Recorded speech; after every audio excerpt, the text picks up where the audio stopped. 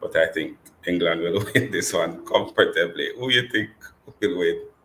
So, so you lead off by saying be positive, and that was like the ending. I don't even understand that.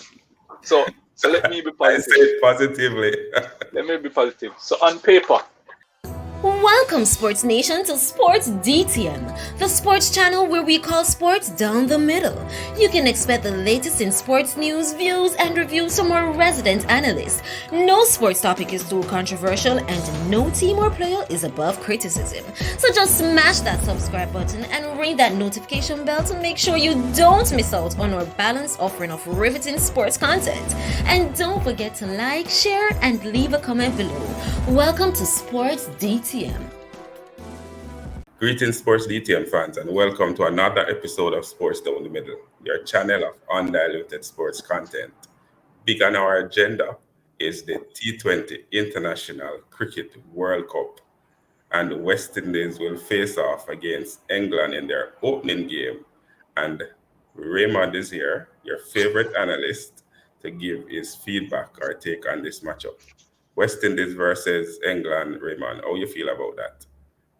yeah, it's an incredible match. One we're expecting fireworks. The teams are closely matched in a sense, even though England is ranked number one and West Indies is ranked all the way in 10. Anytime it comes on to tournament, we're expecting fireworks, and both teams should bring their A games. So I'm expecting fireworks in this game on a close, super, super close encounter. I too am excited for another Cricket World Cup tournament and a little bit nervous, well, a lot nervous whenever the West Indies play. The pressure can't manage. There's always drama. There's always, I suppose that's why them have so many fans because West Indies is always the team with the drama. If we're to look at West Indies versus England on a whole, there's always drama in this matchup. They have played 18 games between them. West Indies winning 11, England winning 7. Can I say that England is West Indies beating stick? They have never lost to England in a World Cup match, T20 World Cup match. What do you think about this? Yeah, so whenever it comes on to tournaments, um, West Indies tend to show up, especially T20. They tend to show up, and given that they're going to be go up against England, they would always try their best to put their best forward so as to beat England. So as you said, beating stick, it would almost seem so because West Indies always try and get it together whenever they face England, and so I'm expecting the trend to continue. West Indies ranked way down on the list though. England at the top, close to the top. In their last set of games, both teams have won four and lost one. West Indies beating up Australia badly 4-1, and England playing Pakistan and Sri Lanka.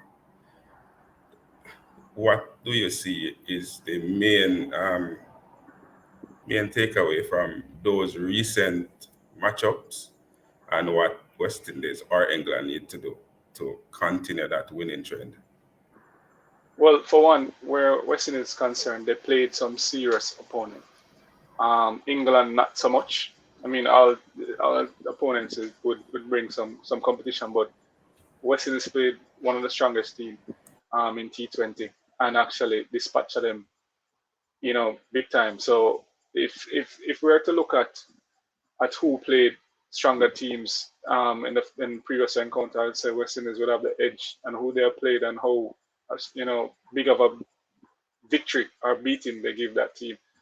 For England now, the teams that they played was not as strong as what West Indies played. However, we can see the sharpening of the English team, especially in their warm up games and stuff like that. We can see how they're taking it serious. And as you said, they're ranked number one. They have some serious players who also ranked number one in T20. So it really just comes down to who will show up on the day. So it's consistency and showing up on the day should, you know, push whoever over the line. and give them the victory. And talking about the teams with the top ranked players, I think England probably is a little bit more balanced. They have great, technically gifted batsmen. West Indies, on the other hand, have players who love to clear the boundary. In this matchup and this stadium, it is geared towards batsmen. So it is who will execute better on a batting pitch that will probably win this game.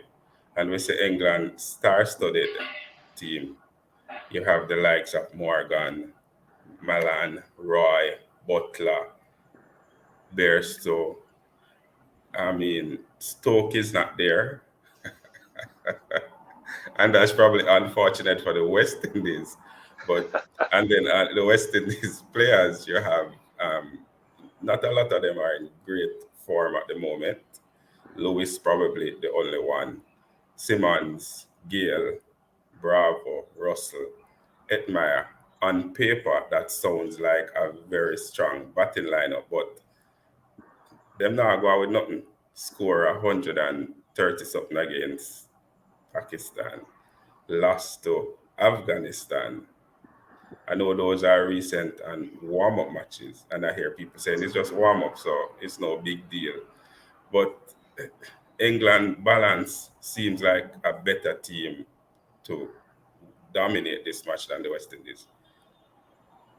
Well, given what you have said around the stadium, that should take, not to say the bowling attack is not very critical in games like this, but that should take the bowling out of it, and it comes down to batting power hitters. And West Indies is loaded with those flamboyant power hitters. You know, the Pollard, Andre Russell. We're not so sure how much of a shape he's in because he's coming off an injury, but we're hoping that he should hit the ground running. So you have Andre Russell, Gayle. We saw where Gayle made 20 runs off of 30 balls. A lot of people beat him for that, but one of the main things, and he had two fours. So clearly, to get up to that 20 runs, is clearly running between the stick. Pollard actually mentioned stuff like that, saying that if it takes running between the stick, West Indies is up for it. So even though we have the big hitters, they're up for running between the sticks for pile on run as best as possible and have a good run rate. But we hear Pollard say that, but we have never seen the West Indies do it. And it's the same set of players we've been watching over the years. So, do you believe in what Pollard is saying about the players running will be running between the wickets? Well, if Gayle do it in a warm up match and stuff like that, so I'm expecting everybody will just fall in line and know that in order to put on runs on the board, if you're not getting the boundaries, then you have to go run between the stick. And especially if the field set up a way and it's hard to clear that man, then you clear have to run between the sticks as best as Yeah, possible. yeah, but that's a logical thought process. We don't see the West Indies players thinking logically when it comes on to matches like this. As I said, we're always nervous. There's always some drama, right? Yeah, And we saw Russell running in the warm-up game, almost getting run out because he pretty much just jogged to the other end. yeah. All right. So good point. So I'm expecting Russell now. Not so sure of how much shape he's in. As you say, jog and almost got run out. He might expect, pretty much boundaries as best as possible. So his strike rate should be high, given that he wants to not so much run between the sticks and not pretty much aggravate whatever injury he has. So him definitely try to go over the top as best as possible, or along the lines to get into the boundary. So I expect fireworks from him so as to prevent him from running between the sticks and aggravating possibly the injury that he's carrying. All right, so we have a few callers who is expressing who they think will win this matchup, West Indies versus England. And I'll just play a few for you. So with England being one of the heavy favorites for this tournament, I see a keen contest. Hopefully the West Indies team will turn up on this day. They didn't have a very good showing the last time out. Played against Afghanistan and Afghanistan placed 189 on the board against our bowling attack. Mean it needs some work. England, on the other hand, has a very good team with Captain Owen Morgan or Aon Morgan is considering sitting out to ensure that his team has the best players out there. And he's no slouch at the bat. With Moeen Allen fresh off winning the IPL with CSK, it's going to be a very good or hard test for this West Indies team. We have very good batsmen in the shed, can pile on any amount of runs on any given day. So let's see. England, West Indies, my heart is with West Indies, but England, as one of the heavy favorites, may take this one. Let's see how this one plays out. So with England, So 2 points there. One, the English captain thinking about captaining from the bench. This would probably be the first time such a captain is captaining from the bench. And West Indies need some sort of consistency. And a lot of people always say that if the team is consistent, the power hitters, the fielding, the bowling, if they're ever put on a, some sort of consistency, there's no way any team in T20 can beat them. What do you think? Well, let me speak to what the captain said. Like sitting this one out. That Yes. must be some mind game. It has to be mind game because why would you want to give up?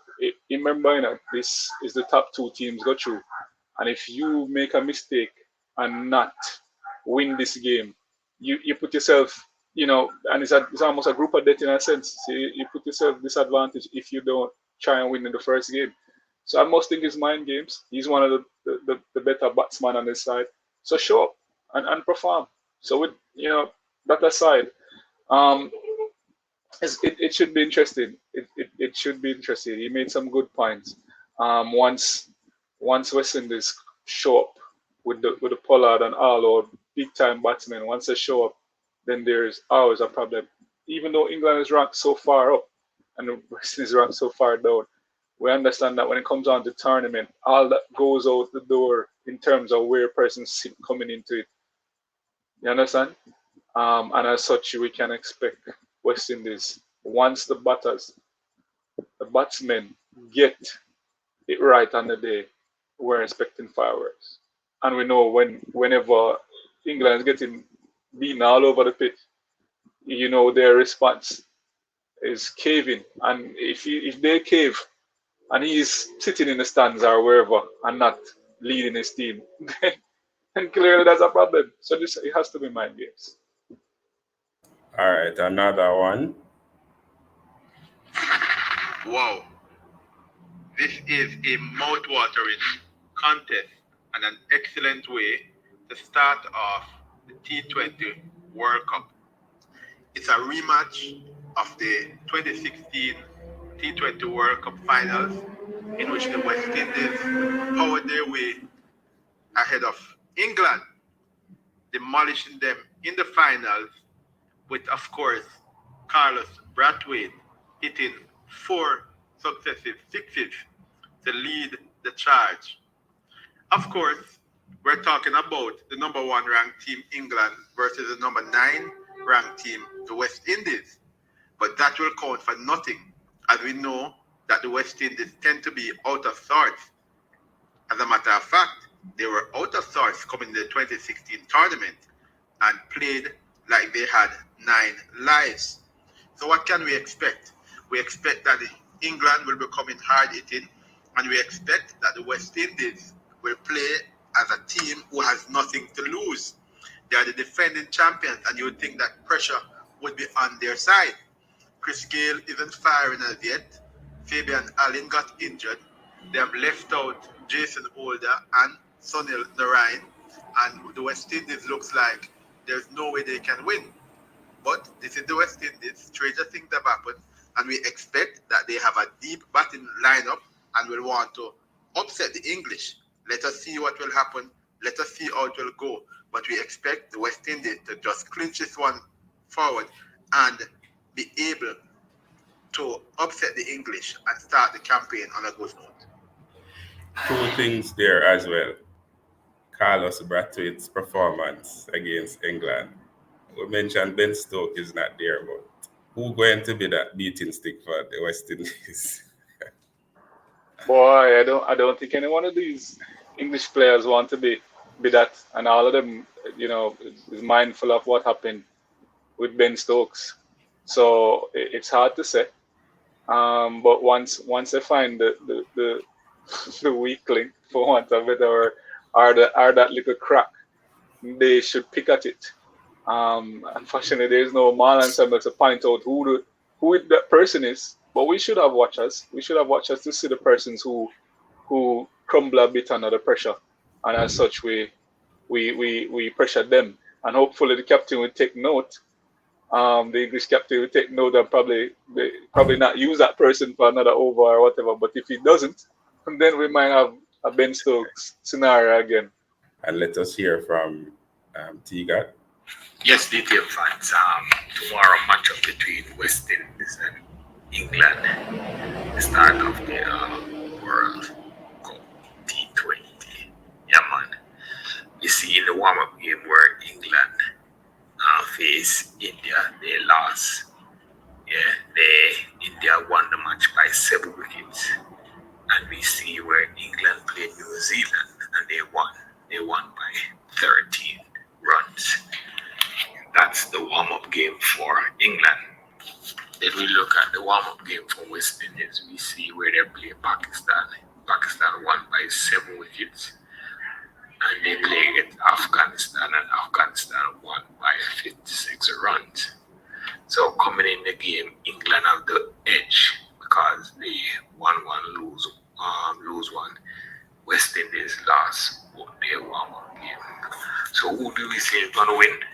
Not sure as yet, but we know that Chris Gayle head the batting lineup with Bravo, Lewis, Simmons, Andre Russell. Yeah, and next Bravo. All of these batsmen coming in to face England. England lineup would be Morgan, James, Jason, Chris. Yeah, and all of these batsmen coming in. So there we have Tigat mentioning the players from both teams. The Gale, the Bravo, the Pollard, Roy, Morgan. Who you think is the key player for England that will determine the result of this match? And who you think is the key player for the West Indies who will determine this match? I know there's a lot of talk around Christopher Gale in particular, at age 42, pretty much still in the game, the longest T20 career for any player, spanning about 15 years. And he's still there and still demanding respect, right? And some players, past players, have called him out, said, make your batting the talking. So I think if Chris Gayle comes good in this tournament, he will be the difference maker in this game or any game at all. He's the leading run scorer against England in T20 as well. So we think on the English side will determine that England win this game. Yeah, well, yeah, I almost think it's easy to say, and you just point to the number one player T20 in the world, and that's David Malan. So I'm expecting him to actually lead from the front, and he's a batsperson. I expect him to lead from the front and put on some tremendous batting and score. Also, Morgan, the captain, is a close second for me in terms of other player. I'm expecting to have a good, starring role. Well, co-star in this tournament and in this game against the West Indies. For the bowling, I'm expecting Rashid and Chris Jordan to make some serious impact. But the number one person or the star has to be David Malan for England. And now for the West Indies, There are a lot of the list is long, and there are a lot of stars, co-stars, everything, and we don't know who will come through on the day. But if Aaron Lewis comes up big, then we should have the start that we require. Once he comes up big, we should be able to put some pressure on England and possibly win this game. Of course, Nicholas Poran, if he's struggling a little bit, but once him show up top, he will help push us over the line. And I can't discount the Chris Gayle.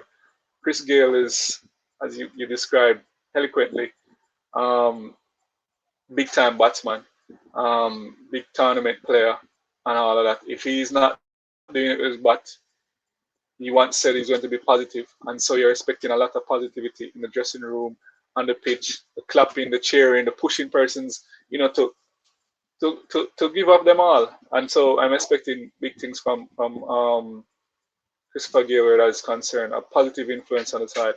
And you combine that with Pollard, and you're expecting some magic. And as such, West Indies might actually pull this out. One person though, person you should not sleep on is Ruston Chase. Ruston Chase can be the difference maker in some regards. You mentioned being positive, right? So, who you think? I want to hear from you now. Who you think are going to win? I, I think England will win this match comfortably. I'm a West Indies fan, but I think England will win this one comfortably. Who you think will win? So, so you lead off by saying be positive. And that was like the ending. I don't even understand that. So let me be I positive. say it positively.